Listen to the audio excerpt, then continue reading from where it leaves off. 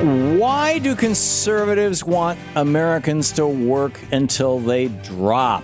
Tom Blumer with Pajamasmedia.com is on the line. He's a contributor to Pajamas Media. The article that Tom... First, Tom, welcome to the program.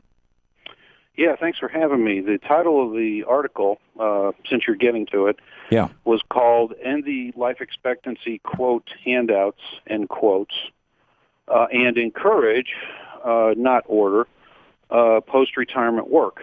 Sure. I'm glad to be here. Thanks for having me. Thank you.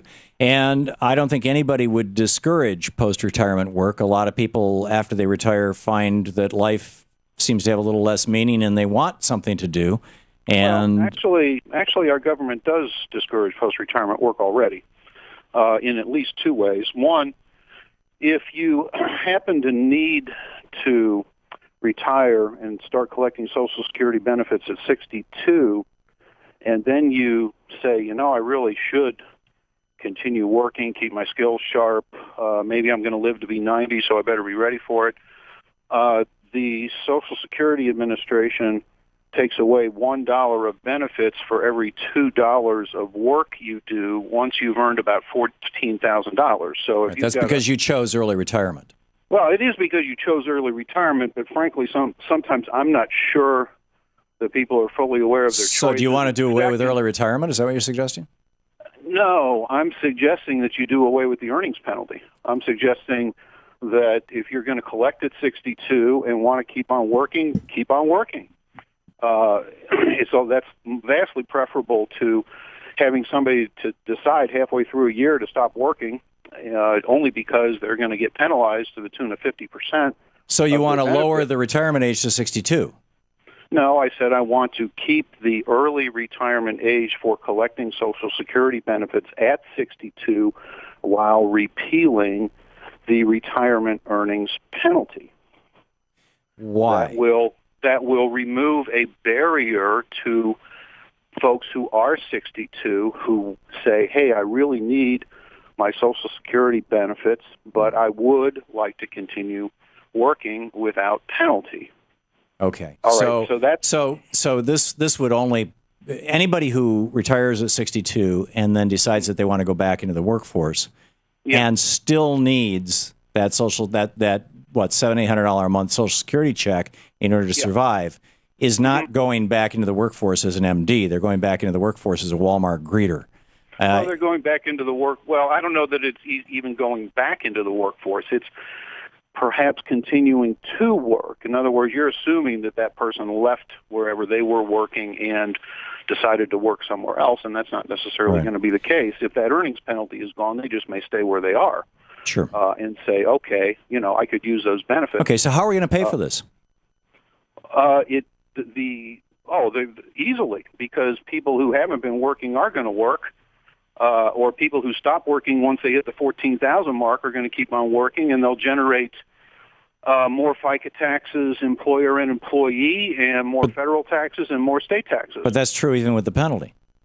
Well, no, because if they don't work, they're not generating anything.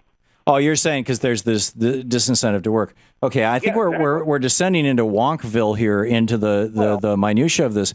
Let me just lay out, if I may, sure. and we can discuss it. The main argument that has been made for reducing the retirement age, which it sounds like you're not arguing in favor of. My understanding was that you were, or I'm sorry, to raising the retirement age. No, and I am. Now, the retirement age for receiving full benefits is currently right on the edge of being 66. It was 65. Right, and it'll soon be 67. Yeah, and it's going to be 67. And what I'm suggesting is that because there have been so many improvements in technology, life expectancy, and basically people are living longer, that society has to come to some kind of understanding as to what we can afford in terms of a worker to retiree ratio. Okay, if we keep it at 65, I mean, just to project it out, if we keep the retirement age at 67, okay, and don't touch it for the next 40 years, we may get to the point of having a worker-retiree ratio of 2 to 1, which I think anybody would have to agree is unsustainable. Maybe, maybe not. It depends on how much the workers are making, how much the retirees are making. And in the case of Social Security, as you well know, Tom, this generation, the Boomer generation, which is retiring, is the first generation, and it's going to be the last in the history of Social Security that not only paid for its parents' retirement, but also set aside money for its own retirement. That's what the Social Security Trust Fund is all about, which didn't exist before Reagan created it in '83, the Greenspan and Moynihan Commission, and is going to expire in the 2040s, 2050s when it's no longer needed. I mean so that's taken care of. But your basic premise that people are living longer and therefore we should have them working longer. Here's the thing that baffles me about this. I'm looking at longevity, at the ability of life expectancy at normal retirement age, okay? In other words, how long people are expected to live after the age of 65.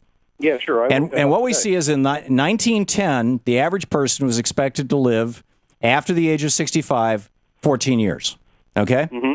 And today, well, actually in 1980, the last year for which we have good statistics, in 1980, that person, if they made over $100,000 a year in 1980 dollars, was expected to live 26 years beyond the age of 56, rather than 14 years.